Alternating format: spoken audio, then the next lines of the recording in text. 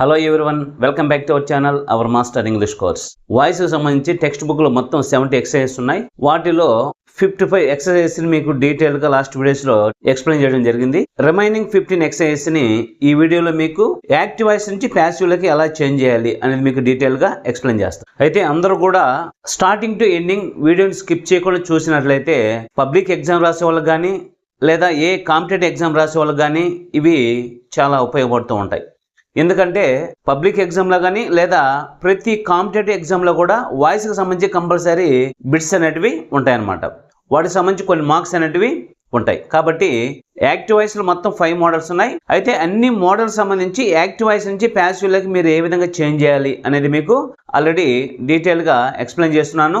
ఇప్పుడు చెప్పేటివన్నీ కూడా textual exercise topic సంబంధించిగానైతే వాటికి సంబంధించి సపరేట్ వీడియోస్ ఉన్నాయి. వాటిని ఒకసారి మీరు రీవాచ్ చేసినట్లయితే ప్రతి మోడల్ కూడా మీకు డీటెయిల్ గా అర్థమవుతుంది. ఇప్పుడు ఏంటంటే వాయిస్ కి సంబంధించి 70 ఎక్సర్సైజ్ ని యాక్టివ్ వాయిస్ నుంచి ప్యాసివ్ లకి మీరు ఏ విధంగా చేంజ్ చేయాలి అనేది డీటెయిల్ గా ఎక్స్ప్లెయిన్ చేస్తున్నా. కాబట్టి అందరూ కూడా స్టార్టింగ్ టు ఎండింగ్ స్కిప్ చేయకుండా చూసినట్లయితే అందరికీ వీడియో అనేది చాలా ఉపయోగపడుతుంది. ఓకే, ఇప్పుడు రిమైనింగ్ 50 ఎక్సర్సైజ్ ని యాక్టివ్ వాయిస్ నుంచి ప్యాసివ్ లకి ఎలా చేంజ్ చేయాలనేది చూద్దాం. ఓకే, అందులో భాగంగా ఫస్ట్ వన్ చూద్దాం. Help the physical challenged people. ఇవన్నీ కూడా ఇంపరేటివ్ సెంటెన్సెస్. ఈ రకమైన సెంటెన్సెస్ ని యాక్టివ్ వాయిస్ నుంచి ప్యాసివ్ లకి చేంజ్ చేసేటప్పుడు వీటికి ఒక ఫార్ములా ఉందన్నమాట. ఏంటంటే let plus object plus be plus V3. ఇది ఫార్ములా. అర్థమవుతుందా? దీన్ని ప్యాసివ్ లకి చేంజ్ చేసి చూద్దాం. ఫస్ట్ ఏం చేయాలి? లెట్ని యూజ్ చేయాలి.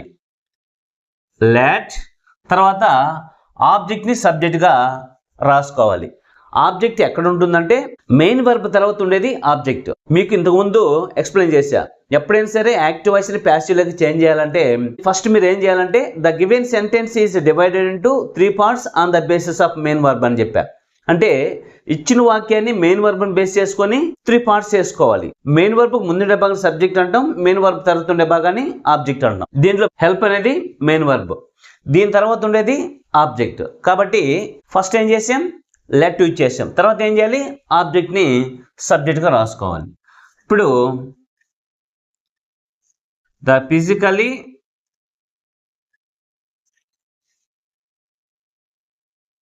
ఛాలెంజ్డ్ పీపుల్, తర్వాత ఏం చేయాలి? బి రాసాం. తర్వాత మెయిన్ వర్బ్ని V3 లోకి చేంజ్ చేయాలి. Be helped, this is passive. Okay, let the physically challenged people be helped. ఇది ఫార్ములా. లెట్ యూజ్ చేసాం, తర్వాత ఆబ్జెక్ట్ని రాసుకున్నాం, తర్వాత బి రాసాం, తర్వాత మెయిన్ వర్బ్ని V3 లోకి చేంజ్ చేసాం. అర్థమవుతుందా? ఈ విధంగా మీరు ఫార్ములాని యూజ్ చేసి యాక్టివ్ వాయిస్ నుంచి ప్యాసివ్లోకి చేంజ్ చేసినట్లయితే సెంటెన్స్ అనేది మిస్టేక్ లేకుండా మీరు రాసేదానికి అవకాశం ఉంటుంది. Okay, next one is let them finish the work now. ఇది యాక్టివ్ వాయిస్. దీన్ని ప్యాసివ్లోకి చేంజ్ చేయాలంటే దీనికి ఒక ఫార్ములా ఉంది. ఇది ఆర్డర్. ఆర్డర్ని మీరు యాక్టివ్ వాయిస్ నుంచి ప్యాసివ్లోకి చేంజ్ చేసేటప్పుడు ఈ ఫార్ములాని యూజ్ చేయాలి. అలా కాకుండా యాక్టివ్ వాయిస్ అనేది లెట్తో కన్నా స్టార్ట్ అయినట్లయితే దీనికి కూడా సపరేట్ ఫార్ములా అనేది ఒకటి ఉంది.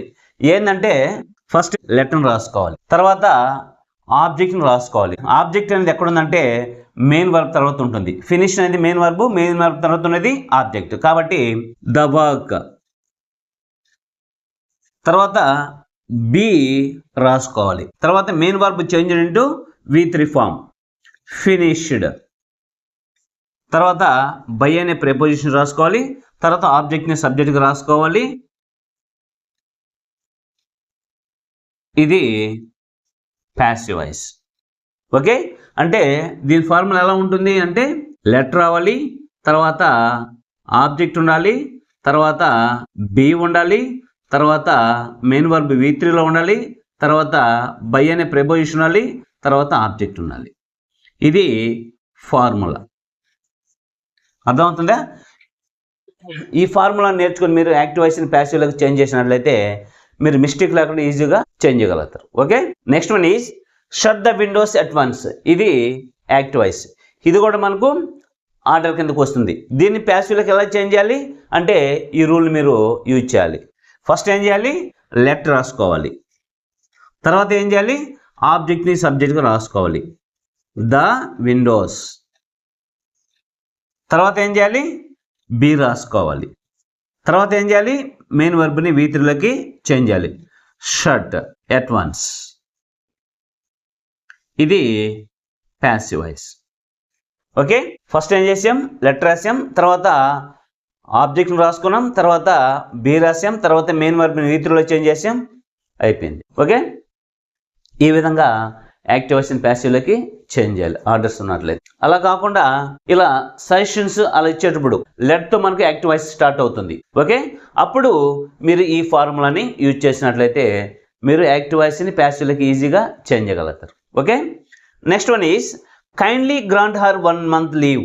ఇది యాక్టివ్ వాయిస్. ఓకే, ఇది రిక్వెస్ట్ కాబట్టి దీన్ని మీరు ఎలా యాక్టివ్ వాయిస్ నుంచి ప్యాసివ్లోకి చేంజ్ చేయాలంటే యు ఆర్ రిక్వెస్టెడ్ అని రాసి తర్వాత టు రాసి ఇక్కడ ఏదైతే ఉందో యాజ్ ఇట్ ఈజ్గా అలా రాస్తే సరిపోతుంది. To grant her 1 month leave. ఇది ప్యాసివ్ వాయిస్. ఓకే, ఇది రిక్వెస్ట్ కాబట్టి యువర్ రిక్వెస్టెడ్ అని రాసి తర్వాత టు రాసి యాజ్ ఇట్ ఈజ్గా అలాగే రాస్తే రిమైనింగ్ సెంటెన్స్ని అది ప్యాసివ్లోకి చేంజ్ చేసినట్లు. ఓకే, ఈ విధంగా మీరు ఆర్డర్స్ని, సజెషన్స్ని, రిక్వెస్ట్ని మీరు ఈ విధంగా యాక్టివ్ వాయిస్ నుంచి ప్యాసివ్లోకి చేంజ్ చేయొచ్చు. Okay, next one is tell them to stay here. ఇది యాక్టివ్ వాయిస్. ఇది కూడా ఆర్డర్ కాబట్టి ఎలా చేంజ్ చేయాలి ఇంతకుముందు మీకు చెప్పున్నాను అనమాట. ఫస్ట్ ఏం చేయాలి, లెట్, తర్వాత ఆబ్జెక్ట్ని సబ్జెక్ట్గా రాసుకోవాలి. Let them be told. Tell, told to stay here. ఇది passive voice. Okay, let them be told to stay here. ఇది passive voice. Okay, next one is she is making coffee. ఇది active voice. దీన్ని మీరు ప్యాసివ్లోకి ఎలా change చేయాలంటే first ఏం చేయాలి, ఆబ్జెక్ట్ని సబ్జెక్ట్గా రాయాలి. కాఫీ, తర్వాత యాక్టివ్ వాయిస్లో ఈజ్ ఇచ్చింది కాబట్టి ఏం చేయాలి, ఈజ్ బీయింగ్ రాయాలి. బీయింగ్ రాసుకోవాలి. ఈజ్ బీయింగ్ ఇది మీకు ఇంతకుముందే డీటెయిల్గా ఎక్స్ప్లెయిన్ చేస్తుండ. తర్వాత మెయిన్ వర్బ్ని V3లోకి చేంజ్ చేసుకోవాలి. Made by her. ఇది passive voice. Okay, coffee is being made by her. ఇది passive voice. Next one is they have watch the movie. ఇది యాక్టివ్ వాయిస్. దీని ప్యాసివ్లోకి ఎలా చేంజ్ చేయాలనేది చూద్దాం. ఇవి మనకు మోడల్ 1కి సంబంధించినట్టు అనమాట. మోడల్ 1లో టెన్సెస్ అన్నిటికి సంబంధించి ఉంటుంది. వాటిని మీరు మోడల్ 1 ఎగ్జాంపుల్స్ చూసినట్లయితే మీకు ఈజీగా అర్థమవుతుంది. ఫస్ట్ ఏం చేయాలి, ఆబ్జెక్ట్ని సబ్జెక్ట్గా రాసుకుందాం. ద మూవీ, నెక్స్ట్ హ్యావ్ వచ్చింది కాబట్టి మనం ఏం చేయాలి, హ్యావ్ బీన్ కానీ హ్యాస్ బీన్ రాసుకోవాలి. ఎందుకంటే ఇక్కడ దే అనేది ప్లూరల్ కాబట్టి హ్యావ్ వచ్చింది. ఇక్కడ ద మూవీ అనేది సింగులర్ కాబట్టి ఇక్కడ ఏం చేయాలి, హ్యాస్ రాసుకోవాలి. The movie has. యాక్టివ్ వాయిస్లో హ్యావ్ కానీ హ్యాస్ కానీ హ్యాడ్ కానీ వస్తే ప్యాసివ్లోకి చేంజ్ అయ్యేటప్పుడు బీన్ రాసుకోవాలి. Been, main verb change into V3 form. Watched by them. ఇది passive voice. Okay, the movie has been watched by them. ఇది passive voice. Next one is I have paid the bill. ఇది active voice. దీని ప్యాసివ్లోకి ఎలా change చేయాలి, the bill, తర్వాత ఇక్కడ have వచ్చింది కాబట్టి ఇది ప్రెసెంట్ పర్ఫెక్ట్ కాబట్టి ఇక్కడ కూడా మనం ప్రెసెంట్ పర్ఫెక్ట్లోకి యూజ్ చేయాలి. ఇక్కడ బిల్ అనేది సింగులర్ కాబట్టి హ్యాజ్ రాసుకుంటాం. ఇక్కడ ఐ అనేది ప్లూరల్గా ట్రీట్ చేస్తాం కాబట్టి హ్యావ్ రాసుకున్నాం. ఇక్కడ ద బిల్ అనేది సింగులర్ కాబట్టి హ్యాజ్ రాసుకున్నాం. యాక్టివ్ వాయిస్లో హ్యావ్ కానీ హ్యాజ్ కానీ హ్యాడ్ కానీ వస్తే ప్యాసివ్లోకి చేంజ్ అయ్యేటప్పుడు బీన్గా రాసుకోవాలి. తర్వాత main verb change into V3 form. Paid by me. ఇది passive voice. Okay, the bill has been paid by me. ఇది ప్యాసివ్ వాయిస్. అంటే బిల్ నా చేత కట్టబడింది అనేది దీని యొక్క meaning. Okay, next one is the bank manager sanction the home loan. ఇది active voice. దీన్ని ప్యాసివ్లోకి చేంజ్ చేయాలంటే ఫస్ట్ ఏం చేయాలి, ఆబ్జెక్ట్ని సబ్జెక్ట్గా రాసుకోవాలి. ద హోమ్ లోన్, తర్వాత ఇచ్చిన సెంటెన్స్ ఏ టెన్స్లో అయితే ఉంటుందో దానికి సంబంధించిన హెల్పింగ్ వర్బ్ని రాసుకోవాలి. సెకండ్ రూల్, ఎప్పుడైనా సరే యాక్టివ్ వాయిస్ని ప్యాసివ్లోకి మీరు చేంజ్ చేసేటప్పుడు వాటికి సంబంధించిన 5 రూల్స్ని చెప్పుకుంటూ చేంజ్ చేసినట్లయితే మీకు మిస్టేక్స్ అనేటివి జరగకుంటుంటాయి అన్నమాట. ఓకే, కాబట్టి ఇది సింపుల్ పాస్ట్లో ఉంది కాబట్టి వాజ్ కానీ వర్ కానీ రాసుకోవాలి. వాజ్ ఎప్పుడు రాసుకుంటాం, సబ్జెక్ట్ సింగులర్ అయితే వాజ్ రాసుకుంటాం, ప్లూరల్ అయితే వర్ రాసుకుంటాం. హోమ్ లో అనేది సింగులర్ కాబట్టి వాజ్ రాసుకుంటాం. వాజ్ మెయిన్ వర్బ్ ని వీటిలోకి చేంజ్ చేయాలి. శాంక్షన్డ్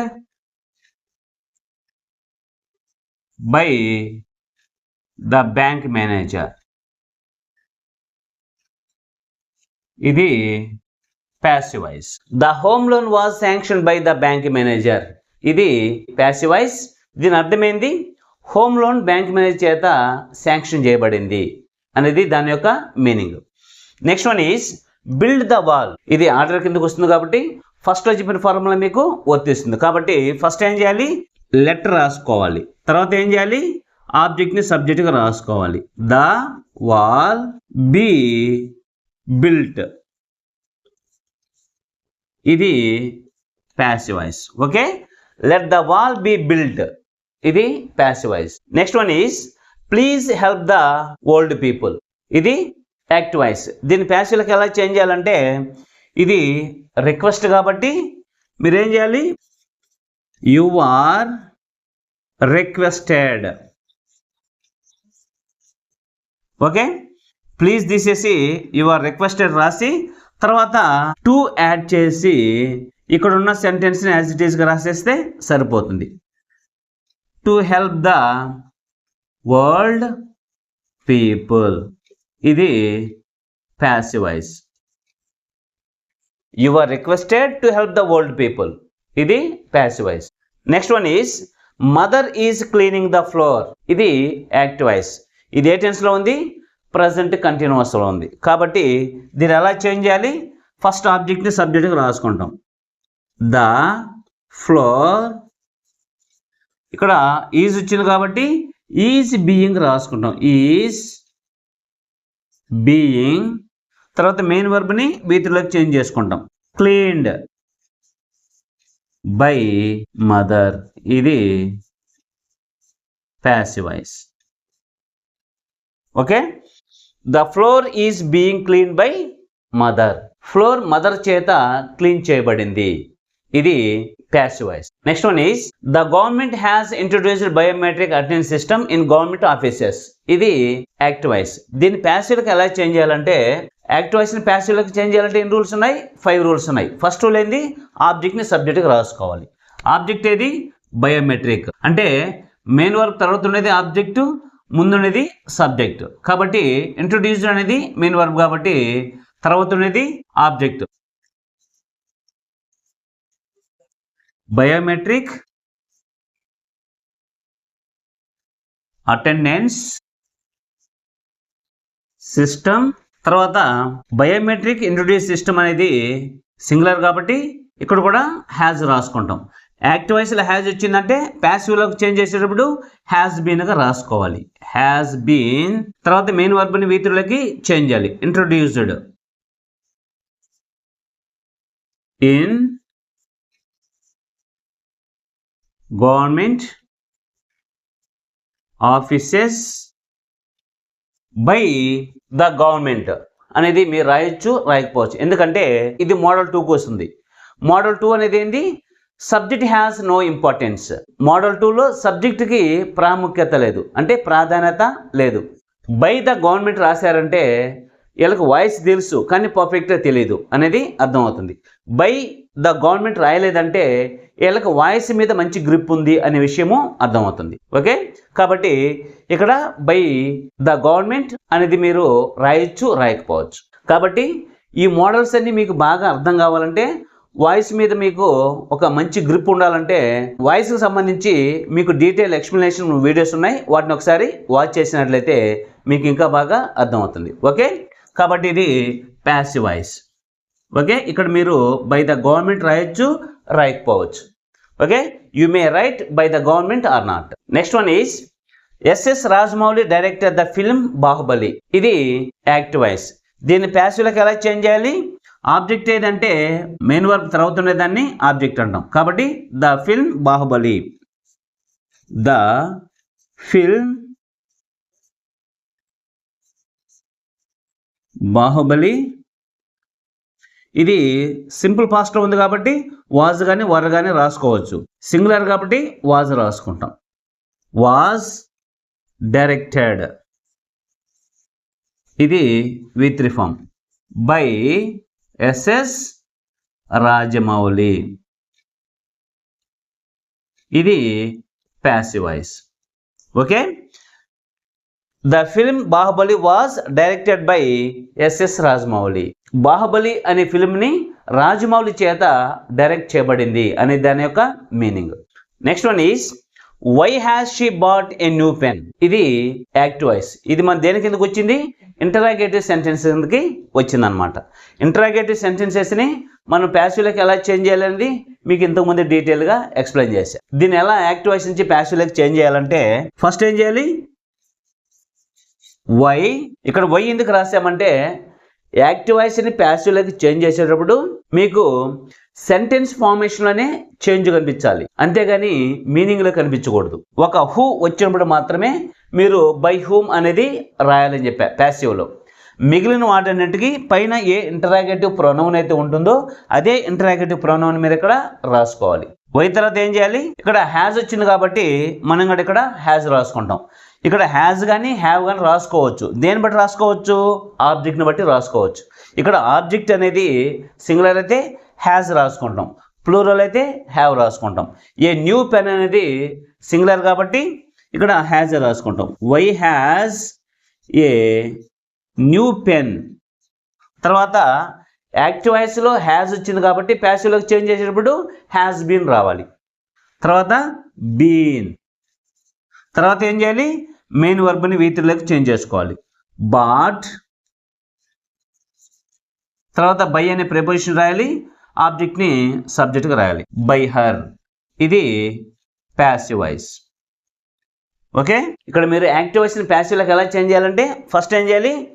పైన ఉన్న ఇంటరాగేటివ్ని యాజ్ ఇట్ ఈస్గా రాసుకుంటాం. తర్వాత ఇక్కడ హ్యాజ్ ఉంది కాబట్టి ఇక్కడ కూడా హ్యాజ్ అని రాసుకోవాలి. హ్యాజ్ కానీ హ్యావ్ కానీ రాసుకోవాలి. అది దేన్ని బట్టి రాయాలంటే ఇక్కడ ఉండే ఆబ్జెక్ట్ని బట్టి రాయాలి.